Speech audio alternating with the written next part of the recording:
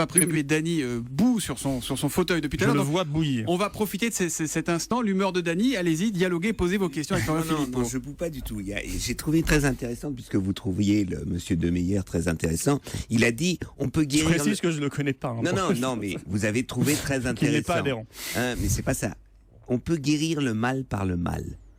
Donc vous êtes le mal. C'est pas moi qui le dis, c'est lui. Oui, j'ai vu au moment où il l'a dit dans une phrase. Non, il a dit on peut guérir le mal par le mal. Oui. C'est intéressant philosophiquement. Je pense qu'il était plus dans une conversation avec François Hollande. Est-ce qu'on peut guérir le mal par le mal? Est-ce que le Front National, c'est le mal? Non, c'est pas le mal.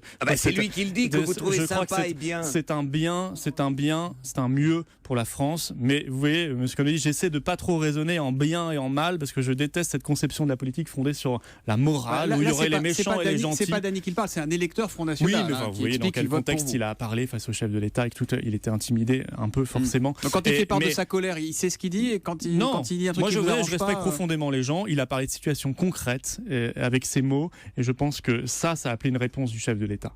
Quand il dit je gagne un tout petit peu plus que le SMIC, ma maman est à la retraite, une retraite absolument de misère, la jungle, qu'est-ce que vous faites? Et qu'en face de lui, il a un regard fuyant, honnêtement, un regard fuyant du chef de l'État, des réponses très vaseuses et très techno. Je pense que c'est. Je pense que c'est pas.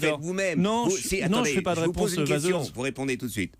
Juste une question. Vous dites sur la déchéance nationale, il faut la déchéance, comme ça on va pouvoir les expulser. Quand on voit l'Organisation internationale des terroristes, ça sert à quoi d'expulser un terroriste ou un potentiel terroriste qui s'organisera je ne sais pas où pour commettre et continuer ses attentats? Vous ne dites pas un peu n'importe quoi? Ça sert à quelque chose, monsieur Cohn-Bendit, si effectivement on retrouve des frontières et s'il ne peut pas revenir, s'il est interdit du territoire national. Mais c'est vrai que votre œuvre, vous en êtes un parmi d'autres, a contribué à détruire les frontières nationales au nom de la vache sacrée qu'est Bruxelles et l'Union européenne. Pas la vache sacrée, au nom de la liberté de circulation.